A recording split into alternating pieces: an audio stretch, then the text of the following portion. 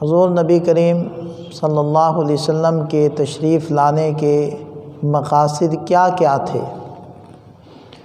انہی مقاصد میں سے سب سے پہلا مقصد ہم نے عرض کیا تھا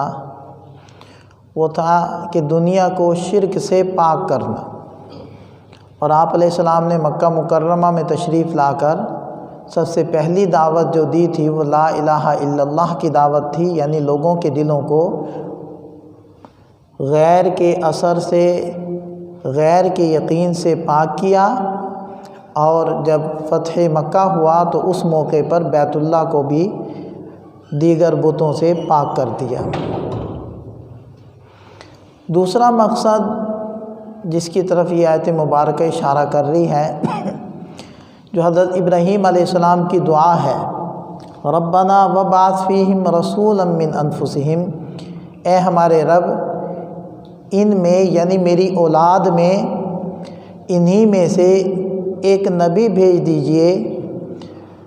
یتلو علیہم آیاتک، جو تشریف لا کر پہلا کام یہ کریں کہ لوگوں کے سامنے تیری نازل کردہ وحی کو پڑھ کر سنائیں، وَيُعَلِّمُهُمُ الْكِتَابَ وَالْحِكْمَةَ، اور ان کو کتاب کی اور حکمت کی یعنی سنت کی تعلیم دیں، وَيُزَكِّيهِمْ، اور ان کو ظاہری اور باطنی نجاستوں سے پاک کریں، اِنَّكَ أَنْتَ الْعَزِيزُ الْحَكِيمُ، یقیناً آپ غالب ہیں اور حکمتوں والے ہیں۔ تو اس دعا میں حضرت ابراہیم علیہ السلام نبی کے آنے کی دعا اللہ تعالیٰ سے جہاں کر رہے ہیں، وہیں اس نبی کے تشریف لانے کے مقاصد کی طرف بھی اشارہ فرما رہے ہیں کہ اس نبی کا مقصد کیا ہوگا، وحی الہی کو لوگوں کے سامنے پڑھ کر سنانا، جس کے بارے میں سابقہ مجلس میں ہماری گفتگو ہوئی تھی کہ قرآن کریم وہ وحی ہے جس کی تلاوت نبی پاک صلی اللہ علیہ وسلم نے اپنی امت کے سامنے، اور ان میں سے جو اولین تھے حضرات صحابہ کرام، ان کو تلاوت کر کے سنائی اور سینہ بسینہ وہ ہم تک پہنچ گئی۔ اور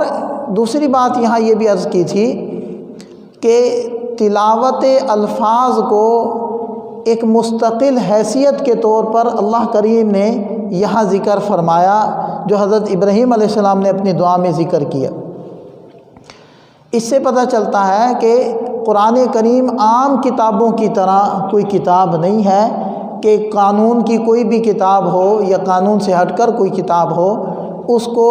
پڑھنے کا یا دہرانے کا، بار بار اس کے الفاظ کا تکرار کرنے کا کوئی فائدہ نہیں، کوئی مقصد نہیں، کوئی فضیلت نہیں۔ ہاں اس کا جو معنی ہے، جو مفہوم ہے، جو وہ لکھ کر بتانا چاہتے ہیں، اس کو حاصل کرنا وہ مقصود ہوتا ہے۔ لیکن قرآن کریم اگرچہ ایک عمل کرنے کے لیے کتاب نازل کی گئی ہے، یہ اللہ تعالیٰ کے احکامات کا مجموعہ ہے، اس کو ہم نے سمجھنا ہے، اپنی زندگیوں میں لانا ہے، اس کے بارے میں ابھی ہم گفتگو کرتے ہیں، لیکن اس کے الفاظ دیگر زمینی کتابوں کی طرح محض الفاظ نہیں ہیں کہ جس کا کوئی فائدہ نہ ہو۔ لہٰذا جو لوگ یہ کہہ دیتے ہیں کہ صرف قرآن کو رٹ لینا یا طوطے کی طرح پڑھتے رہنا، اس کا کیا فائدہ؟ تو قرآن کے الفاظ بھی مقصود ہیں، مطلوب ہیں، اور یہ کلام الہی ہے، اور اس کے اندر تاثیر وہی ہے کہ جس کے بارے میں حدیث پاک میں آیا کہ دلوں کے زنگ کو دور کرنے والی چیز وہ کلام الہی کی تلاوت ہے۔ تو اس کی تلاوت کے مستقل فوائد ہیں، مستقل فضائل ہیں، اور حصی طور پر، جسمانی طور پر اور دنیاوی طور پر بھی اس کے فوائد ہیں، اور اخروی اعتبار سے بھی اس کا نفع ہے اور فضائل ہیں اس کے پڑھنے کے۔ وہ ایک مستقل عمل ہے اور مستقل ایک چیز ہے۔ اسی وجہ سے فقہاء نے جو قرآن کریم کی تعریف کی ہے وہ ان الفاظ میں کی ہے کہ قرآن الفاظ اور معنی کا مجموعہ وہ قرآن ہے، تو محض معنی اور مفہوم اور تشریح اور ترجمہ یہ قرآن نہیں ہے۔ اسی وجہ سے اگر آپ